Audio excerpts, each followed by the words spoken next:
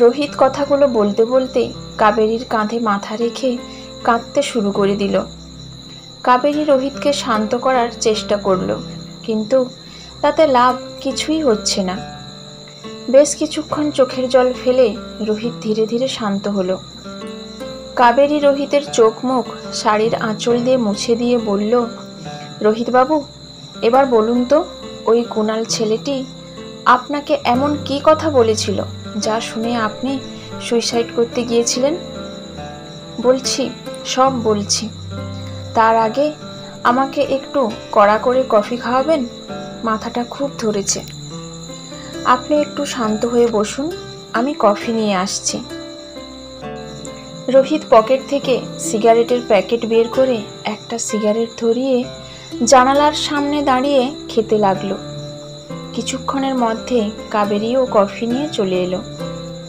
Coffee খেতে খেতে রোহিত আবার বলা শুরু করলো, সেদিন কুণাল আমাকে ফোন করে জানালো যে কাবেরী কোচিন থেকে বাড়ি ফিরছিল, সাথে ওর এক বান্ধবীও ছিল। ওর নাম বিপাশা। বিপাশার বাড়ি কাবেরীদের বাড়ি থেকে বেশ খানিকটা আগে।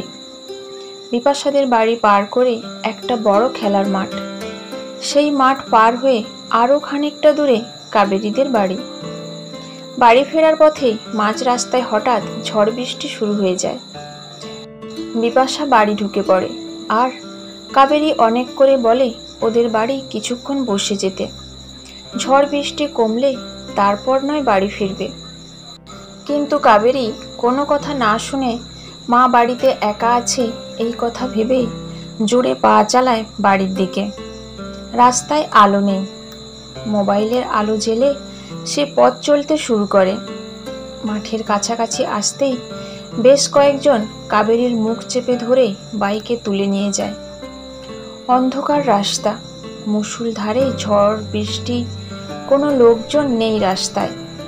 একজন বয়স্ক লোক গরু নিয়ে যাওয়ার সময় ওদের দেখতে পেয়ে চিৎকার করে উঠলে ওরা নাকি সেই লোকটির মাথায় এমন জোরে আঘাত করে যে কিছুদিন হসপিটালে থেকে তিনি মারা যান।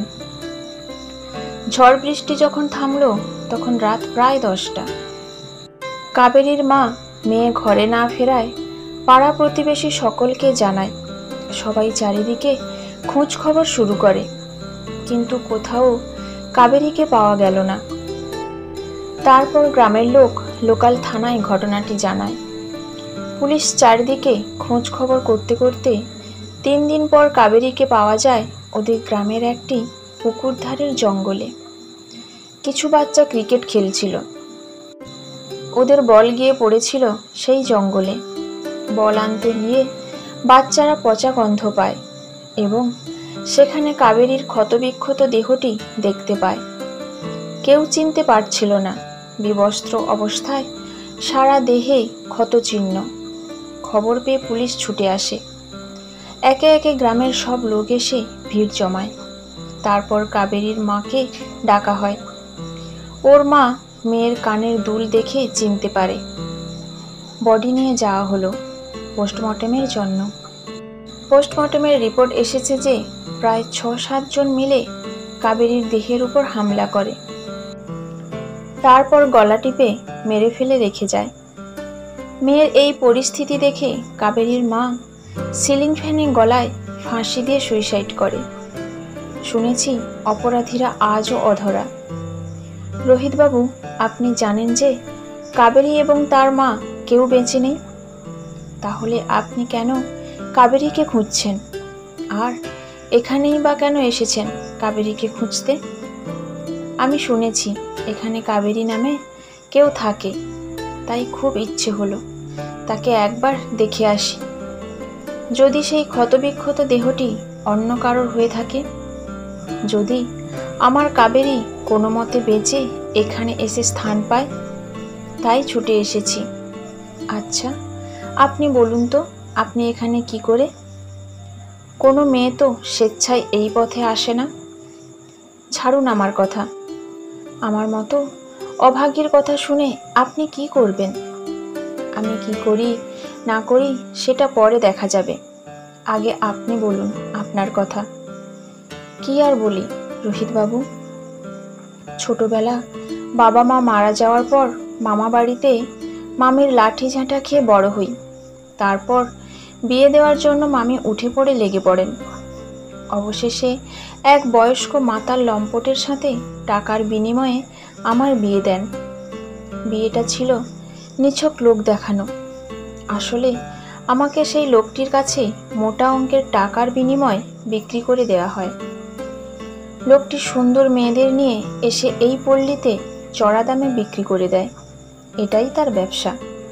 আমাকেও তাই করলো। সেই দিনের পর থেকে এটাই আমার ঠিকানা।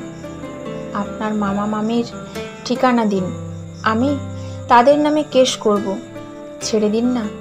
এই বয়সে এসে তাদের আর এইসবে জড়িয়ে কি লাভ? আমার যেটা ক্ষতি হয়েছে সেটা তো আর পূরণ হবে না। সুতরাং শুধু শুধু ঝামেলা করার কি দরকার? কে বলেছে আপনার ক্ষতি হয়েছে? আপনি চাইলেই সেই ক্ষতিপূরণ হয়ে যাবে।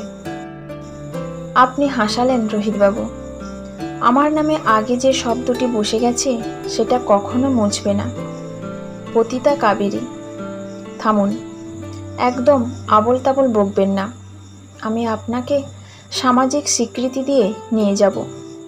আপনি আমার হারিয়ে যাওয়া কাবেরী হয়ে আমার সাথে সারা জীবন থাকবেন। আমরা এখান থেকে অনেক দূরে চলে যাব, যেখানে আপনাকে কেউ চিনবে না। কেন আপনি মিথ্যে স্বপ্ন দেখাচ্ছেন?